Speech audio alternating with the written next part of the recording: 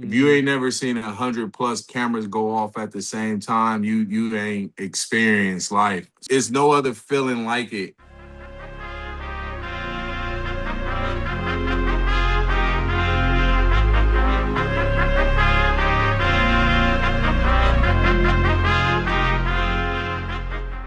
Hello and welcome back to StatChat Sports, a podcast where I talk all things sports. I'm your host, Johnny Petronis. Thank you so much for joining us today, and we have a very, very special guest here with us today, as today's guest played 14 seasons in the NFL, earned 3 Pro Bowl selections, appeared in Super Bowl 47, and became one of the greatest, if not the greatest, tight end in Tennessee Titans history. During his career, he totaled over 500 receptions, nearly 6,000 receiving yards, and 36 touchdowns. And in 2015, he led all NFL tight ends in receptions while setting franchise records for the Titans at the tight end position. Ladies and gentlemen, today we are joined by former NFL tight end Delanie Walker. Delanie, thank you so much for taking the time to come on. Thanks for having me. You didn't have to say all that though, but thanks for having me. had to get a good introduction for that one. Well, so thank you. Absolutely. Well, I mean, first of all, man, how you been? How's life? How's retirement?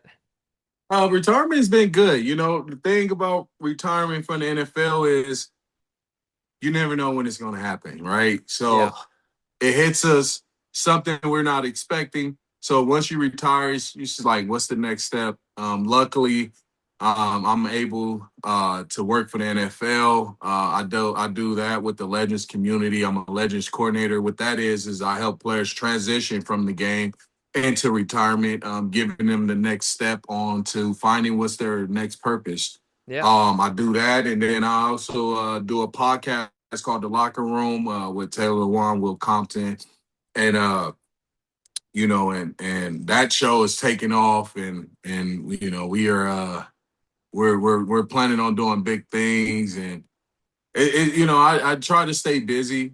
Playing football, you know, it took a lot of my time. So once you're done and you're retired, you got to find things to try to you know fill the time slots that you used to have when you play football. So you know, I'm grateful to be in the situation that I'm in, being able to work for the NFL, but also being on a podcast as well. It's been great. This for my retirement. Yeah, absolutely. It sounds like you got a lot more free time, and sounds like you're enjoying it. So, I know I saw you at down here in Panama City about a week ago, but we were talking about just the Titans, the NFL, all that. But I'm curious. I would assume you still keep up with the NFL a lot, even though you're not playing anymore. I'm sure you still keep up with a lot. How's your keeping up with the NFL right now? You know, I keep up as much as I need to. Like I said, I'm on a podcast it's an NFL-based podcast show, but it's about NFL betting. So, I keep up with as much as I need to be to make sure my bets are pretty good and knowledgeable. So, yeah, I got to fill that. Got to get that paycheck now that now the NFL is not coming in, huh? Yeah, you know. Like I said, like being on the podcast, obviously you're gonna start to understand that it's all about getting sponsorships, you know, and we're sponsored by FanDuel, so obviously our show is gonna be about sport betting, pushing the apps, you know, that's what it comes down to. Absolutely. Yeah. Well, I always watch your podcast. I love what y'all do. But first thing I want to talk about is I want to go back to when you first got to Tennessee. But before that, I'm curious, when did you first realize, like in your life and honestly in your career, that I've got what it takes and I'm going to be an NFL star one day? When did you first realize it? I know this sounds ridiculous, but when you play, growing up where I grew up, you know, you play sports. So I was playing sports earlier at an early age, around 8 years old. And I'll say about around maybe 12 or 13 years old. I know this sounds crazy, but around that age, my coaches and other coaches will be like, "Man, you're gonna be in the NFL one day," because they thought I was that good as a kid. At that time, you don't know. I'm a kid having fun, just playing with my friends. Right. But they used to be like, "Man, one day you're gonna play on Sundays," and I used to hear that. And then I remember getting into high school and And once you get to high school and you start getting like college recruits, you get these letters and stuff. I think that's when all athletes start to realize like, okay, I may be able to play at the next level. I could be an NFL star. So I would say it started early. I always say, it was in Pop Warner because I heard coaches saying that and I believed it. And when you Yeah. believe something and you truly want to do it, you're gonna follow those footsteps. So that's what I did. I breathed, I slept, I ate, and football was my life. So at an early age, I believed I could have been in the NFL. Absolutely. I'd love to hear that. You knew it since birth pretty much. But I'm curious. I, I know you were talking about your like letters and recruiting in high school. I'm curious, what was the recruiting process like for you coming into the NFL and coming into college? so starting off in being in high school, you get five visits. I Mhm. don't know if it's changed over the years. I'm not too familiar with the clearinghouse rules these days, but Yeah. I mean, you never know these when days. I was in, yeah, way different. When I was in school, you only had five visits, and you could go to these five schools, the top five schools that you really wanted to go to, and just to see what the campus looked like, the activities that the school had.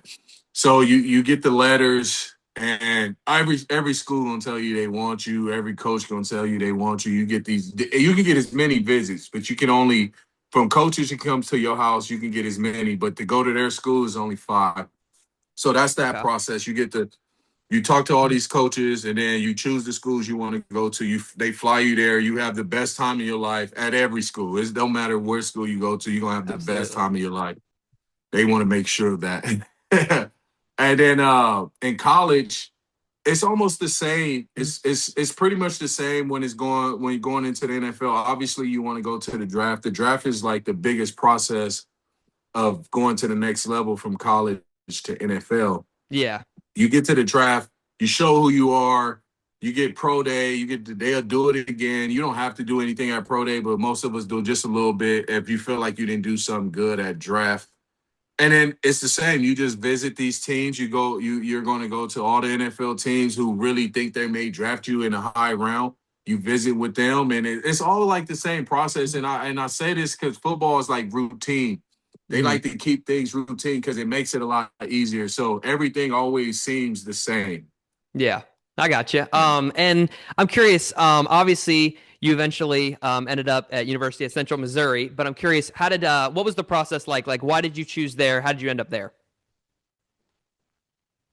At Central, Yes, sir. my college. Yes, sir. Um, well, the process with I didn't want to go to Central. Did not want to go there. That was not my first choice.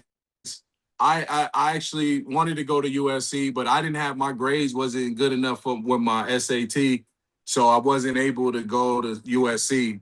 Oh, So okay. I had to go to Central Missouri. Yeah, so I had to go to Central Missouri State, and I'm not saying like I didn't want to go there at first, but it was the best decision I could have made looking back at it. Because obviously I made it to the NFL. It taught me how to work harder. Because I was at a smaller school.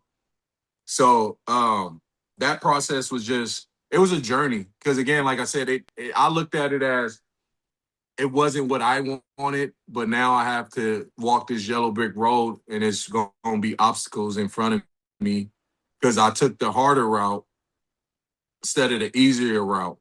So me taking the harder route just makes it a lot difficult to get to the NFL. So now I knew that. So my process in college was harder than most dudes you may see that went to the SEC, the Big Sure. Ten, because Absolutely. I had to go. I had to go the long route. So Yeah, absolutely. Yeah. I mean, I think that just shows that like everything happens for a reason. Like, I mean, you may not have ended up at USC, but still played in the Super Bowl, still the greatest tight end in yeah, Titans history. Like it was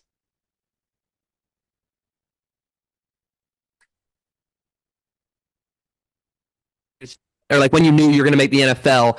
But I'm curious, what point in your NFL career did you realize like, okay, I'm one of these guys. Like I'm one of the top tight ends in this league.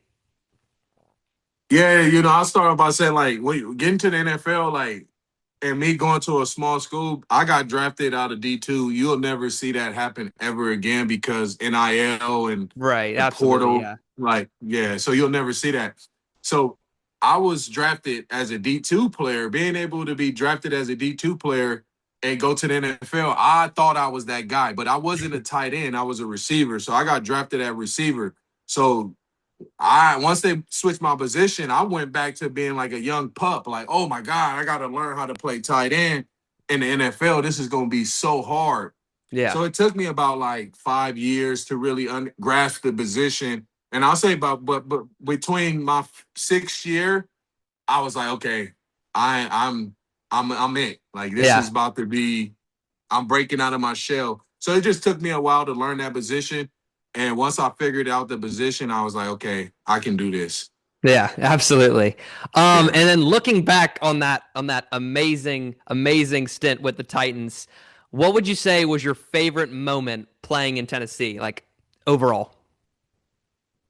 Man, my favorite moment playing in Tennessee would have to be, like I always talk about Marcus Mariota because without him, I probably wouldn't have the accolades I've had, breaking these records and Sure. being able to be in the Pro Bowl and all of that stuff. So, like, I always say my best moments was watching Marcus, win. Yeah. Just him accomplishing goals by over overachieving, breaking the odds. They, doubted him, saying he couldn't do this. And when he did it, it was just like, that's what I cherish the most. And I know it's like, wow, that's crazy. But I always seen like if your quarterback is great, you're even greater because for Yeah. your quarterback to be good, you have to have great tight end, great wide receivers, great running backs. So that's what I loved. I love to see him, get the glory. That was my Yeah. best part, like favorite part of playing with the Titans. Yeah, absolutely. And I just remember, like, honestly, growing up, like, I mean, I've been going to Titans games since I was probably like 7, 8 years old, and just like watching him just do this crazy stuff. Like, I remember you were honestly probably on the field for this game. I want to say it was Titans Jets, maybe 2019, 2018. And I remember y'all were down at home, and he just like probably down double digits at home, and like Marcus just came out and just balled out and got that dub. I mean, it was just crazy. But now they're on the topic Yeah. of quarterbacks. I mean, obviously, you've played with a lot of quarterbacks throughout your career. You played with Marcus Mariota, played with Alex Smith, Colin Kaepernick, Zach Mettenberger. Who did you feel like you had the best chemistry with, and what made it work so well? Yeah, that one. It's Marcus Mariota. I had the best Yeah. chemistry with Marcus Mariota, only because like Marcus was a rookie. I'm an 8 year veteran with a Yeah. rookie, so like I can mold him to play the way I want to play, and we can have that chemistry. Like everyone else, like Jake Locker, I felt like I had chemistry with Jake Locker. I feel like I had chemistry with Mettenberger. I feel like I had chemistry with Alex Smith, Trent Yeah. Dilfer. Any quarterback I ever come in my lineup, I feel like I'm gonna have chemistry with. And like you said, I played with so many. I think I played with over 21 quarterbacks. Ryan Yeah. Fitzpatrick. But when it came to like I think that who was on the same page with me. Ryan Tannehill, we had that little chemistry, but I didn't get to play long enough with Ryan Tannehill. I only played 5 games with Ryan Tannehill before, my leg got messed up again. So I Mhm. always say, like, if I probably got to play with Ryan a little bit more, our chemistry probably would have grown to where we could have been dangerous, but it came to the point I didn't have that opportunity. So Marcus was definitely the I think we had the most chemistry out of everybody. Yeah, and I mean, I want to say that you definitely spent a lot more time with Marcus than you spent with anybody else. But Yeah, yeah. talking about Marcus being a rookie and you being an 8 year veteran, I want to talk about. I want to get into some fun questions. What is it like being a rookie in the NFL? Like, what is that treatment like with everybody else? If you're a first round draft pick, the treatment maybe a little bit harsher. Some people probably be like, "Dang, it should be the other way around." Yeah, The later picks should get treated. No, it's the dude who get paid the most, right? In our league, that's how it works. Like you, the first round draft pick, we got to treat you like crap, no matter what. It's just because you're going to get hazed by the players because the coaches are not going to do anything because they can't look bad on drafting a guy and at that high and he doesn't perform or yeah, he's not doing what he's supposed to do. So it's on the players Mm. to treat them the way they needed to be treated. And that's like, take a peg a little bit. You're not the king yet. We get it. You get drafted high, but you're nobody. You Sure. haven't played a snap on Sunday. And so we let them, we remind them that that's Yeah. how it is. So as a rookie, it can be hard. It can be tough. We love you as a brother, but this is a brotherhood, a frat, whatever you want to call it. It's a Yeah. club. You got to pay your dues to get in it. So we got to, we don't bully. I hate to say the word bully or haze. It's more like, to be accepted, you got to go through a little bit of Yeah. challenges. Yeah. You gotta like show your true abilities. But Yeah. yeah. But I'm also curious, if you had to pick one, I know this is gonna be such a tough question for you, but if you had to pick one teammate throughout your entire 14-year career, who is your favorite teammate ever and what made them stand out? Dang, man, that's a tough one.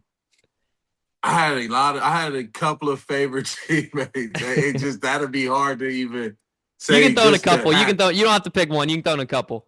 Yeah, because I would have to say Michael Crabtree, my boy, Yeah. balled out. We always had a good chemistry. Vernon Davis, that was my guy when I was Yeah. with 49ers.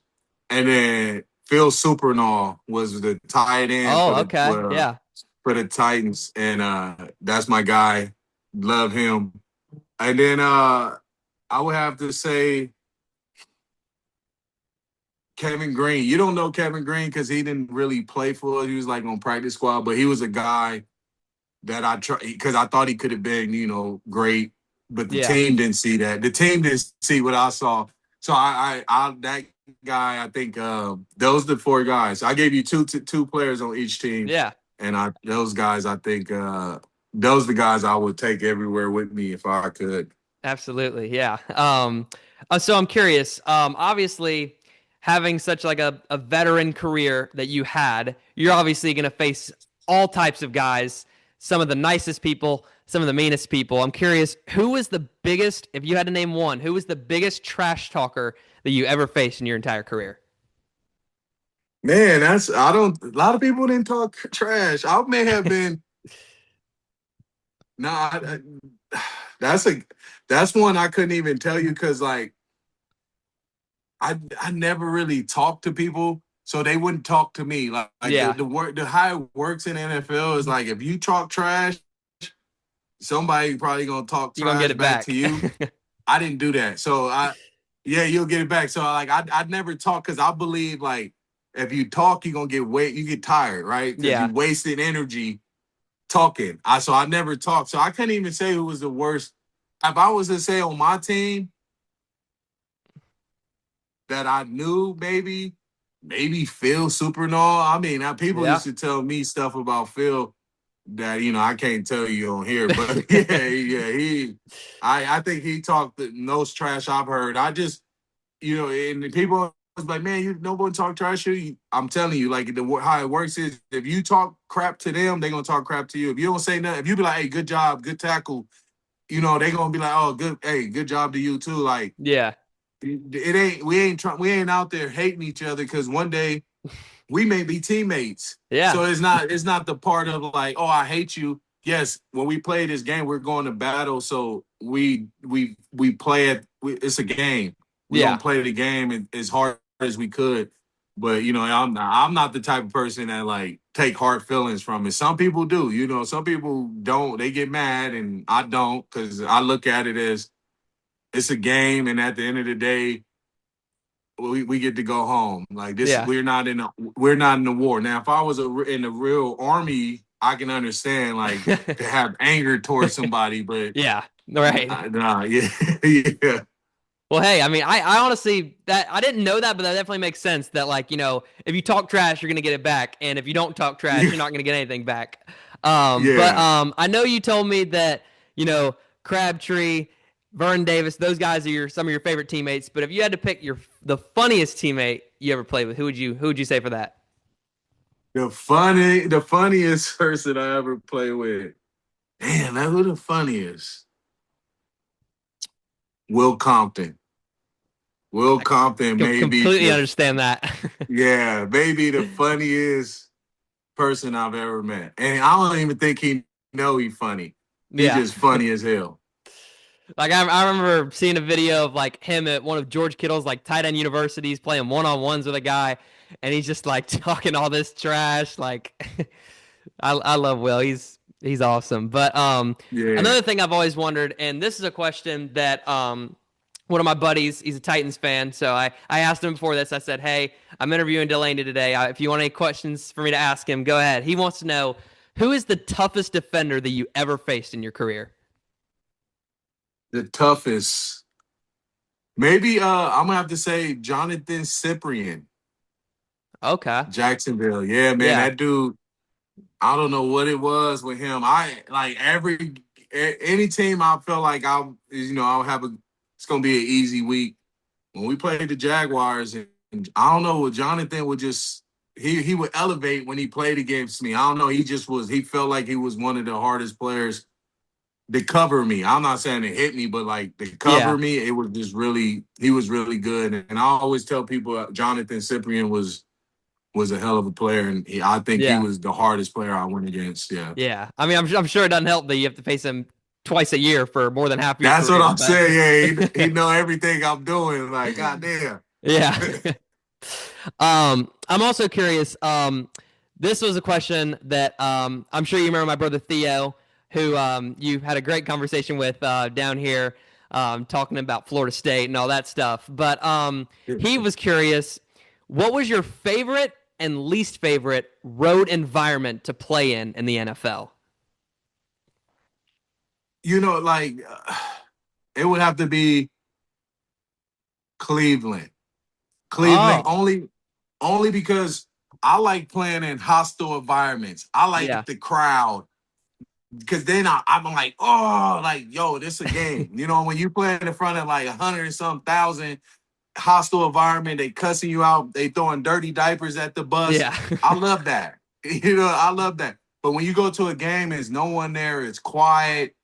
You can hear the other coach on the whole sideline. yeah, Now I feel like I'm at practice. My energy is not there. So I always tell people that because they always think it's going to be like the toughest stadium. Oh, it's the Seattle Seahawks. Everybody always say Seattle because it's so loud. You can't hear. yeah, But I like that. That's football. That's yeah, like good old days. That makes me feel like this is what football was meant to be. But when you go to a stadium and it's only 30,000 people there, you got a 80,000 seat stadium. yeah. I don't like that. So them the worst stadium. Any stadium that doesn't have fans is the worst stadium. Yeah, I I mean, can. you can even say the Titans sometimes. I mean, Yeah, I mean, yeah. I can't lie. Like I'm gonna be honest. Like the past few games I've been to Tennessee, I mean, it's been in pretty empty. Like I mean, Yes, those we'll games. So we'll like, see. We'll yeah, see if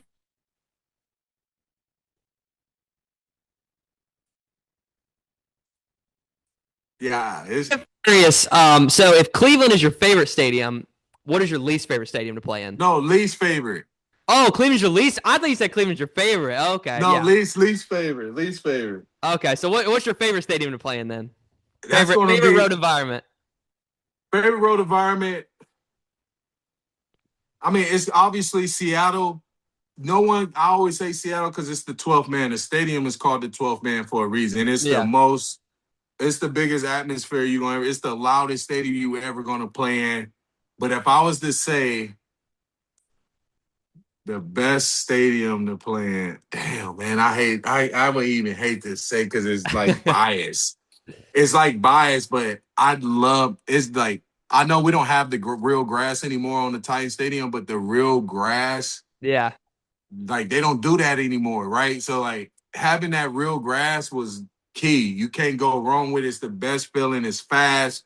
It's loud. And when our stadium do get filled up, it oh is yeah, one of the best stadiums to be at. So I absolutely. love playing at the Titan Stadium. I don't know. It just the grass felt so good.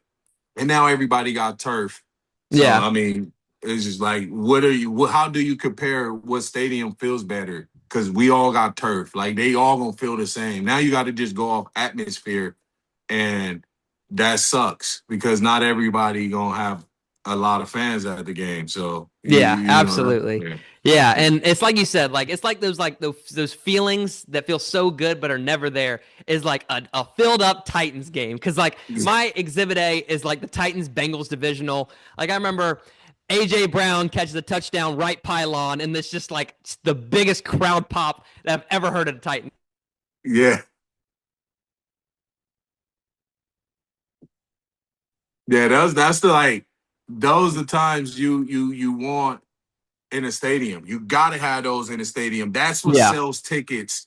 The roar, like like we hear it when it happens, and it's crazy because it happens and we hear it, but we can't react to it yet because it's like.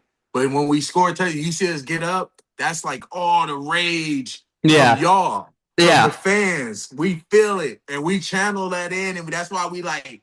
We don't even know what we doing. Our body just take over and we do something crazy, and that's like the best feeling in the world. yeah. Absolutely. That feeling stuff's a beat for sure. But I'm curious. I know you were talking about like the Titans grass and like turf stadiums now. I have a feeling of what you're gonna say, but I'm curious. What was your worst stadium that you ever played in terms of just like feel and just like how it felt? The Steelers, at the Steelers stadium, and they got real grass, but it's the worst. Like park grass that's like Yeah, real spiky and thick and just nasty. You don't even want to fall in it. It like yeah, scratches you up. That Pittsburgh grass is the worst stadium I ever played. It's muddy. It's wet. yeah, It's just it smell like sewer water. I just yeah, don't like. I don't like Pittsburgh. It's the yeah. worst stadium field ever. I can't lie. I really thought you were gonna say MetLife. I mean, I've heard just so many terrible things about MetLife. I feel like I've never heard anybody say I love playing there. But like, I only played there one time my whole career. what was it like? It was nobody there because it was playing the Jets. And wait, MetLife is the Jets, right? Yeah, MetLife, Jets and Giants, Jets and Yeah, Giants. Yeah. yeah, yeah. That stadium, nobody was there. It was empty. It was raining and snowing at the same time. Worst Wow. stadium. I wouldn't say worst stadium. They had a nice locker room. The grass, it was turf, I think, when I was there. I think it's turf. I think it still is turf right Uh, now, honestly. yeah, it's turf. Yeah. Nah, I only played there once, and they had more than 4 bathrooms. So any stadium that has more than 4 bathrooms in a visitor, that's an A+ to me. If Okay. you want like I didn't know Oakland, that was someone y'all look for. yeah. So Oakland, some stadiums only have 2 bathrooms for 80 some people. Yeah. Like imagine 80 some people all have to use the bathroom at the same time. That Yeah. line, the smell is ridiculous. Like, and we in the NFL, cats get paid millions Yeah. to take turns to use the bathroom in 2 stalls. Like I don't know what to say. Yeah. Well, the next thing I want to ask about, and this is honestly the thing I wanted to ask you about from the get-go. I want to hear about what it's like to play in the Super Bowl. Like what was it like walking onto that field for the first time? It's the best feeling in the world. And I always tell people like you have to experience playing in a championship or a Super Bowl because you will never have that feeling ever again. To Yeah. see every time you at a Super Bowl, you gotta remember it's 100+. If you Hmm. ain't never seen 100+ cameras go off at the same time, you ain't experienced life spending on that field. Like Yeah. as a football player or as a basketball player, baseball player, just being in that atmosphere of championship. Like it's no other feeling like it of being high, right? Like the high that you're on, the whole world is watching this game. This Absolutely. is the most watched sport in the world. When the Super Bowl comes on, nothing beats it. No other Yeah. sport can beat the Super Bowl. So you know that you are about to be, your name is going to be in kids' mouths in France Yeah. and Dubai. And you know what I'm saying? South Africa, like Yeah. it's no other feeling like it. You get what I'm saying? Yeah, Like absolutely. Yeah. people are wearing your jerseys in these countries. So like when you on that level, it's like the best thing in the world. I don't even know how to explain. I don't even know if it's words for it. It's just like it's you're in another dimension. Yeah. That's all I can say. Like you step into a dimension. It's like wow. I want to get here every time, but it's the hardest thing to do is to go to a Super Bowl, Yeah. and the greats have done it multiple times. It's really hard to do. Absolutely. Yeah. I mean, obviously hardest thing to do besides winning the whole thing. But Yeah. yeah. So talking about like that feeling of being in the Super Bowl, how long or like when did it take you, or like when did that feeling like hit you? Like when did you realize, oh my goodness, I'm about to play in the Super Bowl? But after the NFC Championship game, we was playing Atlanta, and Atlanta was blowing us out. I mean, they should have won that game. I don't even know Yeah. how we came back and won, but we came back at the last minute and won the game. And in Atlanta, you can tell like they getting ready to drop the confetti. You can see them handing out the newspapers and like, and so we like, damn, we not gonna do it. And then our defense step up, get a fumble, run it all the way back. You know what I'm saying? Put us in a situation to win the game. We win. Yeah. I think when we all went in that locker room, and I don't know, you may be too young for this, but the Barlows the Barlows used to own the 49ers, Yeah. where he tried to open a casino. They made him sell the team to his sister, and her husband is Dr. York. He took over the team. When I saw DeBarlo in there holding the trophy, that's when I knew like Yeah. I have never seen him. And when we were going to the Super Bowl, he was there holding the trophy in the locker room, and we all like, oh, that's DeBarlo. Yeah. Whoa! So like it all hit us right then and there. Like we made it. We made it, man. We made it. Like we going to the Super Bowl. Like it can't believe it. Yeah, absolutely. Yeah, I mean that obviously that makes a lot of sense. Seeing that trophy is like, wow. I mean, we really just won this game because y'all were down what 17-0 in the first quarter, right? Yeah, yeah. Yeah, We was getting our asses whooped. Yeah. yeah. I mean that was insane. But Yeah. what is something about like that whole experience? I know you said you couldn't even put it into words, but like, what is something about that entire experience that like fans could like never like truly understand unless you experienced it yourself? Like, what is something that like I couldn't understand unless I experienced what you experienced? But so, and I don't want to say like fans can't experience because some fans are a part of us, right? Like I see fans cry when Yeah, we right. lose. I see fans cry when we win. So like some people they may feel that high just by being there because like they think I'm a 49er fan.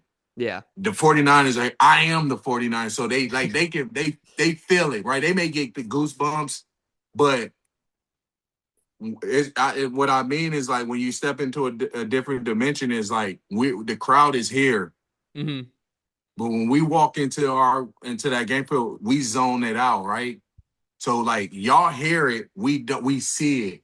yeah, Like it's insane. Like we zone it out, and it's like a slow motion picture to us. Like damn, we here, and it's just flashing lights. You looking up, and it's like you get goosebumps, man. Your yeah, hair stick up. It's just like it's a feeling that you always wonder, will I get this feeling again? And that's what we as athletes we chase it. We chase it because it's like I I want to experience it again. I want to experience that 3D dimension one more time. You know what I mean? absolutely. Yeah. I mean, I'm sure that feeling's like no other. But Yeah. I'm curious, what was your reaction during the blackout? Like, what was that like? Oh, I mean, at first I thought it was a terrorist attack just because they had tried to bomb like New Orleans like just a week ago before all of that Yeah, at the Super Bowl. So I'm like, damn, somebody trying to blow the Super Bowl like that. Somebody set a bomb off because we heard it like, and then all the lights out. But I saw suits. I don't know, like back then I was just like, I don't know what happened. You know what I mean? Something yeah, happened. they said the transformer blew up or whatever. But now sitting back, I feel like the lights got shut off. Just I don't know. Sometimes I feel like Vegas has. When I was playing, I never really thought that, but now that I'm not playing and the work that I do, sometimes now I feel like I don't know. I don't even want to speculate that the game is Yeah, I mean, weird. like looking back on it now, I can imagine. Like, I mean, you're playing in the Super Bowl. I think the lights going out is probably like the least of your concern. But Yeah. I know that obviously that game was over a decade ago. So I want to talk about today's NFL and today's game. And out of all of the guys today, who is your favorite tight end to watch now and why? Out of the game has changed so much. The tight end position is definitely a whole new ball game. You got to be a receiver more than a blocker these Oh yeah. days. Man, it's so many dudes I feel like that are playing at a high level where you have to really recognize them, and obviously I have to go with I like Lamar. I think Lamar Jackson I like his style of play.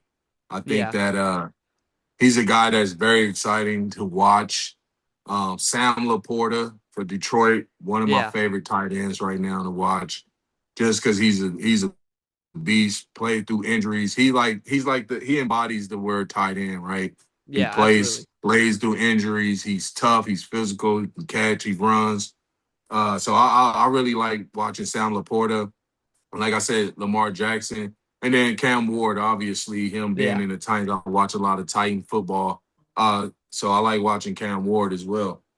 Yeah. I'd love to talk about Cam Ward real quick because, like, I really feel like with Cam Ward, it's like, even though the Titans won, 4 games last year, I really feel like Cam Ward is not like a 4-13 quarterback. Like, watching the games Yeah. that I did watch of him, like, I feel like he is definitely like a quarterback, especially now with the defense that the Titans acquired this offseason and Robert Saleh, arguably the best defensive coordinator in the league last year. Like, I think now he could definitely be, a sneaky, maybe wild card quarterback. But I'm curious, like, what do you think about Cam Ward? I think Cam Ward is a very good quarterback. From like, what a lot of people don't see is the pieces that he have. Right, it's like a Yeah. chess game. Your king is nothing without your pawns, your knights, your Yeah. queen. You need every last one of them. The king doesn't move, just like a quarterback. He sits in the back and he lets everybody protect him. Yeah. That's why I tell people, like, you gotta look at Cam Ward pieces. If Cam Ward just had a decent two receiver, because he had a one receiver step up as a rookie, start balling as a rookie, Yeah. but he needed another receiver. Can't have one just receiver and you throwing Hail Marys to him, hoping he catch the ball, because Cam is running all over the field trying to do whatever he can to keep our team in good standing. So I think when Cam get the pieces that he need, he's going to be talked about like he should have. Obviously, when you draft a dude over first overall and you have the season you have, you're going to get looked over. They're going to doubt you because that's how the league works. Oh, you Right. was the first pick overall. If you don't come in and be Tom Brady, you a bust. But they Yeah. forget Tom Brady sat on the bench for years before he had his opportunity. Like, Mm-hmm. when you get thrown into the fire, shit, and you ain't got no pieces, Yeah. I mean, you're gonna be a 4-13 team. That's just how it works. But I believe they're trying to. This is gonna be a make or break, Cam, because they brought in all these people. So Mm-hmm. they saying, "Oh yeah, we brought these pieces for you, Cam." They elevate them, Yeah. because sometimes you need the quarterback to elevate you. That's why, like, I hate to keep bringing up Tom Brady, but I say that because Tom Brady made everybody around him better. He had an average team. He really did. Gronk was his star. You get what I'm saying? Like, with a team just well, you had two runs.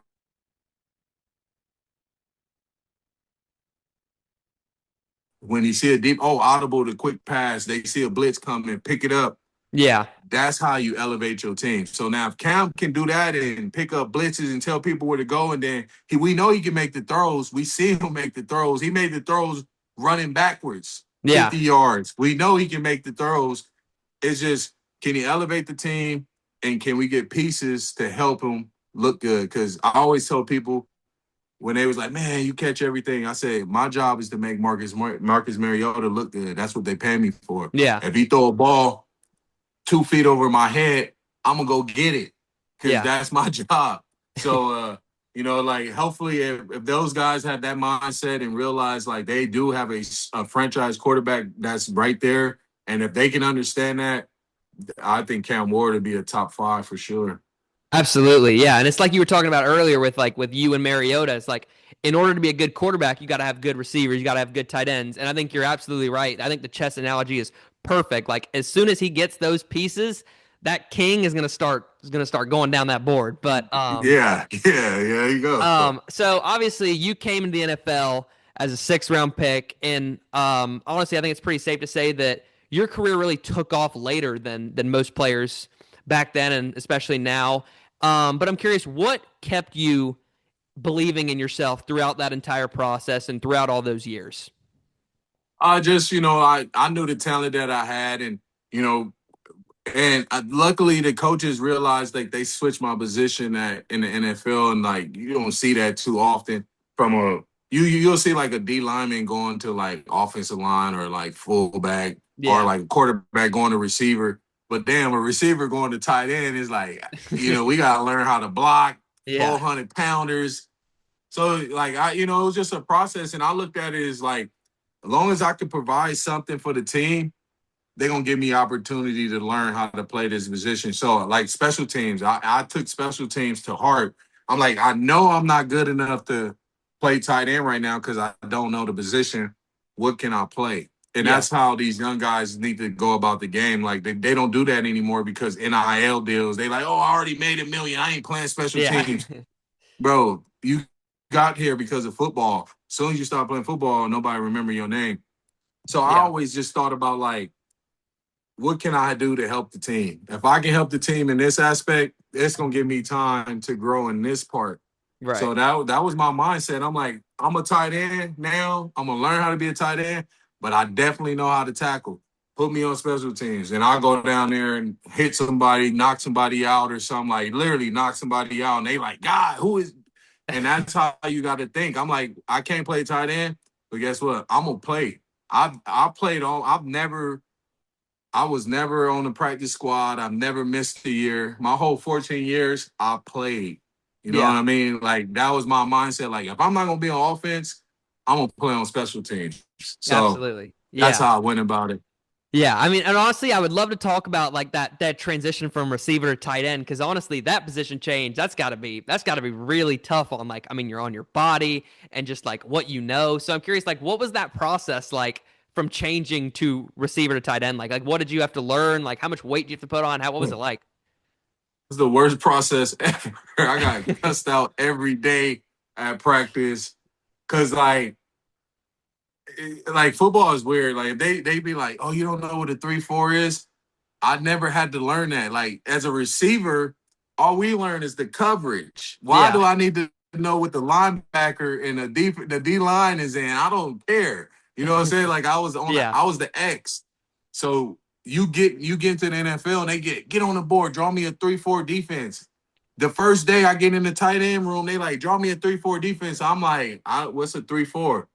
You don't know how you in the NFL, you don't know what a 3-4, you ain't gonna be here long. Like, he used to tell me that yeah, because I couldn't draw 3-4. Draw me a 7 technique. I don't know what a 7 technique is. I can't tell you anything about the D line. Like, I don't know the linebacker. So that whole learning process was like starting all over again. Like, me being 8 years old, starting all over again, how to yeah. learn to read defensive fronts. So Absolutely, yeah, that was the hard part because you have to know the fronts to run for run blocking, not passing, but for run blocking, you need to know fronts because you got to know who you're going to and if it's an over, even, an odd. Like, you have to know all these, and so that was the hard part of the process. It was just like me going back to school.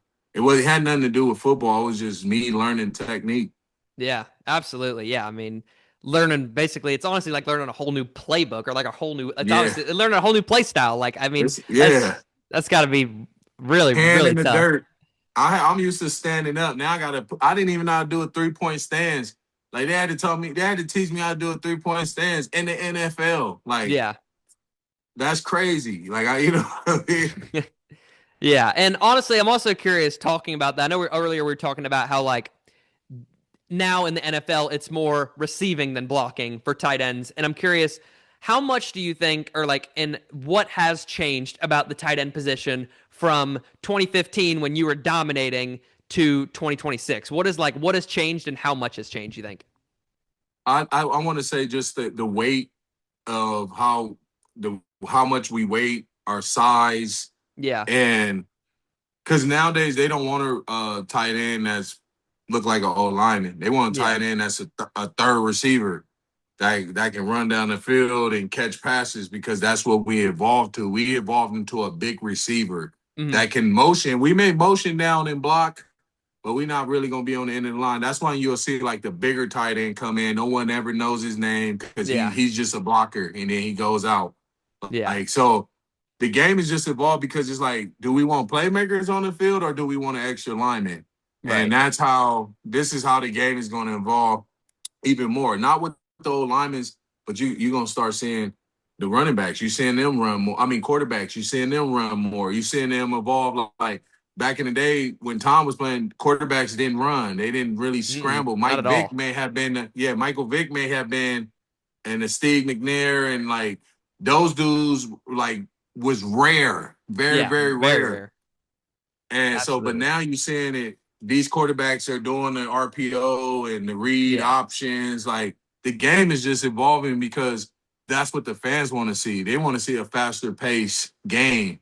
So that's that we gotta adapt to what the fans want to see because it's like content, right?